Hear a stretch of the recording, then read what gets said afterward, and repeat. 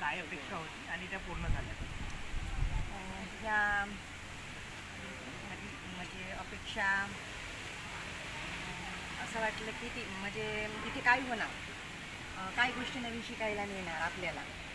इथे आल्यानंतर आम्हाला आपल्या घरी लागणाऱ्या वस्तू काय काय पाहिजे, काय नाही, बजेट कसं करायचं आणि आपले पैसे कुठे वेस्ट जातात लिस्टप्रमाणे आम्ही ते माध्यमातून काढणं आणि विचार करणं त्या गोष्टीवर की आपला पैसा कुठे आपण वाचू शकतो, काय करू शकतो याच्यावर हे केलं आहे.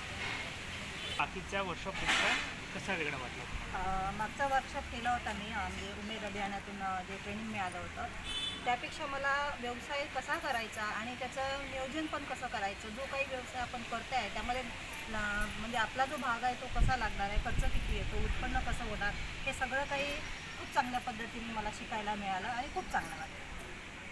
मला काय नवीन गोष्टी माहिती झाल्या पण सांगाल? हां. या वर्कशॉपपासून मला अशा नवीन गोष्टी माहिती भेटल्या की गावातला जो पैसा आहे तो गावात कसा पुन्हा परत आणता येईल. जो पैसा आहे गावातून शहरामध्ये जात होता तो शहराकडून गावाकडे कसा येईल किंवा गावातला पैसा गावात कसा टिकवता येईल यावरती खूप चांगलं मार्गदर्शन या ट्रेनिंगमधून मला मिळालं. मला या वर्कशॉपपासून नवीन अशी दिशा अशी मिळाली की आम्हाला जे म्हणजे लागतचे जे पैसे होते किती कमी पैशामध्ये बा झिरो बजेटमध्ये सुद्धा आम्ही व्यवसाय चालू करू शकतो.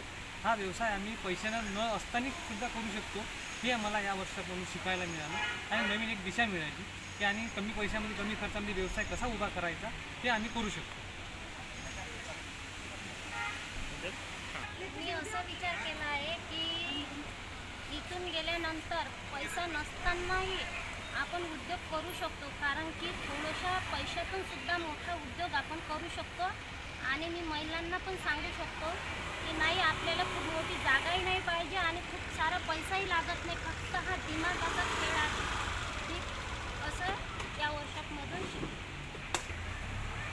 डिप्रेशन मला अगदी छान वाटली, म्हणजे मी स्वतः पण करीन गावात गेल्यावर व्यवसाय आणि मी दुसऱ्याला पण सांगेन की अगदी व्यवसाय अगदी चांगला आहे, आपली बिना पैशानं बिना आपण पैशामध्ये सुरुवात सांगितलं.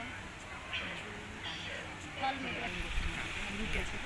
खूप छान आहे. आम्हाला खूप चांगलं मार्गदर्शन मिळालं. आम्हाला खेळाच्या माध्यमातून ग्रुप करून कसं राहील, जसे बसून आम्हाला एक जे प्राकृतिक काय म्हणते बा त्याच्या प्रात्यक्षिक करून दाखवलं आणि